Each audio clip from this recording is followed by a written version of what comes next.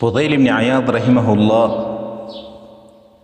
یو مشهور صوفي تیر شوی دی او ډېر غټ عالم تیر شوی دی یو بزرګ انسان هغه فرمایي د انسان د بدبختۍ 15 علامې دي 15 نښې دي دا 15 علامې چې په چا کې موجود دي نو دا انسان بدبخته دی یو هغه فرمایي قسوة القلب د چا چې زړه سخت وي زړه سختوالی دې ته وایي چې انسان کله دا زړه خراب شي او زړه سخت شي نو بیا د هغه د الله نه نه هېرېږي حتی ګناه نه ښکاري او نیکي ورته نیکي نه ښکارېږي ډېر د دین نصیحتونه به ورته تکیه خو په هغه باندې هېڅ اثر نه کوي نو یو دا چې کله د انسان زړه خراب شي نو دا انسان وایي بدبخته دی زړه سخت شي او دویم وجمود العین د چا چې سترګې وچې شي سترګې نو دا انسان بدبخته دی سترګې وچوالی دې ته وایي چې چېرته هم د الله د یېرې نه نه جړېدلی انسان او د الله د یېرې نه جړا نه ورځي دیني نصیحتونه اوري خو دا انسان د سر اړوله جړا ورځي نه نو دا صفت وایي چې په چا کې موجودي دا انسان بدبخته دی وچوالی د سترګو او درېیم هغه فرمایي وقلة الحیا چا کې چې حیا کمه شي او حیا پکې کمه نو دا انسان بدبخته دی ډېر دا ګناهګار انسان چې اکثر دا بې حیا یي غټ غټ ګناهونه به کوي او د سره به ورته ځان بدې نه ښکاري او د سره به پرې شرمېږي نه زیناګانې به کوي اغلاګانې به کوي د فسق و فجور په مجلس کې به ناست او د سره به دله دا سوچ هم نه ورځي چې زما خواته خل ناست دی یا ما مسلمانان ویني د سره به شرمېږي نه نو دریم صفت چې په چا کې دا پیدا شي دا کموالی د حیا نو دا انسان بدبخته دی او څلورم هغه فرمایي و حرص علی الدنیا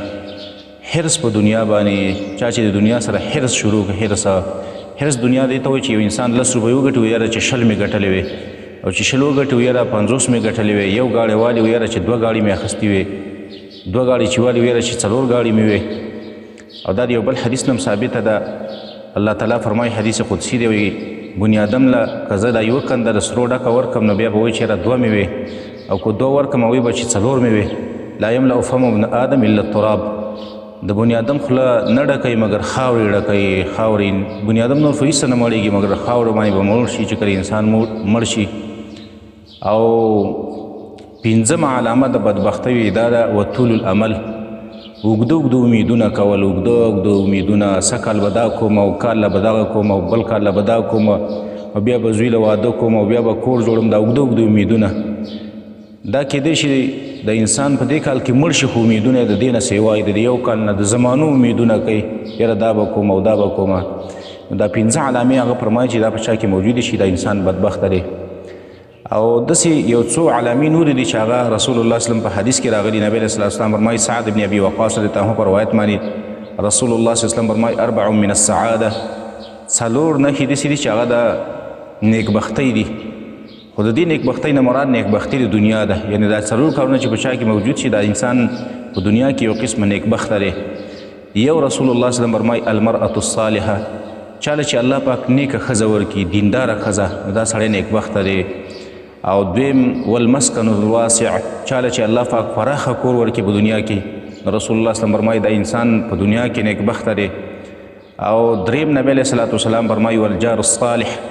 چاله چې یو نیک او پاک ګاونډي الله چاله ورکړي نو دا انسان نیکبخته دی په دنیا کې او څلورم رسول الله صلی الله علیه وسلم فرمایي والمرکب الحنئ مزیدار سوړلي چې الله چاله ورکړي ګاډی ورکړي اس وله ورکړي نو دا انسان چې دی دا نیکبخته دی خو د دنیا نیکبخته دی خو د دې حدیث مقصد دا دی چې دا کارونه چاله الله پاک په دنیا کې ورکړي دا انسان په آخرت کې هم نیکبخته کېدلی شي ځکه چې د سړي نیکه ښځه دا هم د انسان سره په دین کې مرسته کوي دارنګې پراخه کور دی برابر به عبادت ته جوړ دی دارنګې ښکلی ګاونډي دی د هغه سره به تا سره به ښه اصولو باندې ژوند تېروي ته به ورسره په ښه اصولو ژوند تېروي او 4 نبی علیه السلام و 4 من الشقاوه 4 نښې داسې دي چې هغه د بدبختۍ دي نبی علیه السلام یې 4 کارونه داسې دي چې هغه په چا کې نو دا سړی په دنیا کې یو قسمه بدبخته دی یو رسول الله صلی الله علیه وسلم فرمایي المرأة السوء بد اخلاقه بد مزاج او ناکاره زنانه ښځه چې چا نصیب شي دا انسان بدبخته دی او دویم نبی علیه السلام والجار السوء ناکاره ګاونډي چې د چا نصیب شي نو دا انسان چې دی دا بدبخته دی او دریم نبی علیه الصلاة والسلام وفرمیل چې والبیت الضیق چاله چې تنګ کور الله ورکړي والمسکن الضیق